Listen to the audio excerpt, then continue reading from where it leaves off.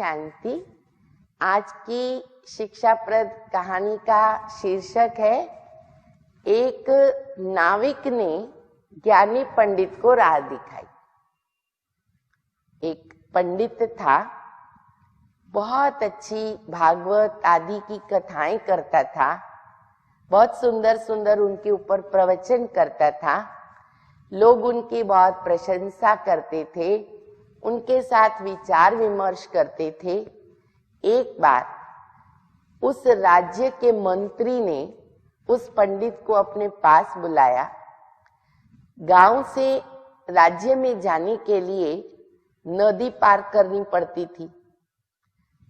नदी पार करके जब पंडित जी मंत्री के पास पहुंचे तो मंत्री ने कहा कि आपके प्रवचनों की बहुत प्रशंसा सुनी है, क्या आप हमारे परिजनों को यहाँ आकर भागवत कथाएं प्रवचन आदि सुना सकते हो कुछ दिन के लिए? तो पंडित जी बड़े खुश हो गए और तुरंत हामी भर दी और दूसरे दिन से वे मंत्री के घर जाने लगे। 2-3 दिन गए, बीच में नदी में नाव में जाते जाते उनको वहां के नदी में मगरमच्छ, जिनको घड़ियाल कहते हैं, उसने पंडित जी को कहा कि आप रोज कथा सुनाने जाते हो, मुझे कथा सुनाओ, मुझे सुनाओगे तो मैं आपको बहुत अच्छा इनाम दूंगा। ऐसे कहकर मगरमच्छ ने अपने मुंह खोलकर हीरों का एक सुंदर हार निकाला और तुरंत उसको दिया। पंडित जी ने हीरों का हार देखा, लालच पैदा हो गई। उसने उसको स्वीकार किया और घड़ियाल को कथा सुनाने लगा। ये भी भूल गया कि मुझे मंत्री जी के पास जाना है, उनके घर पर जाना है। और फिर उसने रेगुलर उस मगरमच्छ को कथा सुनाना चालू की और मगरमच्छ उसको कभी सोने का, कभी हीरों का, कभी मोती का, ऐसे अलग अलग उपहार इनाम देने लगा।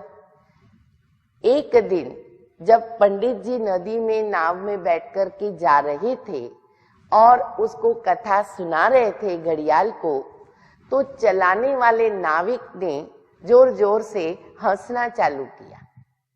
पंडित जी ने उसको कहा कि नाविक, तुम क्यों हंस रहे हो?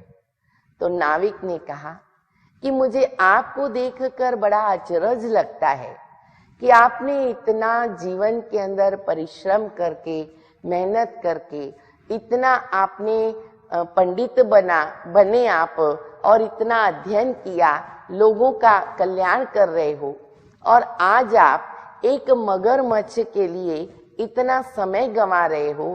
क्या ये सब ज्ञान आपने इनको देने के लिए प्राप्त किया है? तब पंडित जी को अपनी गलती महसूस हुई और फिर उसने मगरमच्छ को वो कथा सुनाना बंद करके मंत्री के पास कथा सुनाने के लिए फिर से जाने लगी।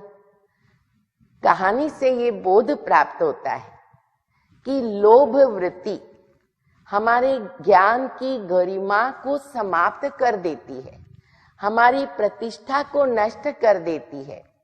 इसलिए कभी भी हम कोई लोभ में, लालच में न आए, और ज्ञानी को ये बहुत जरूरी है कि वो हमेशा अनासक्त होकर के रहे। ओम शांति।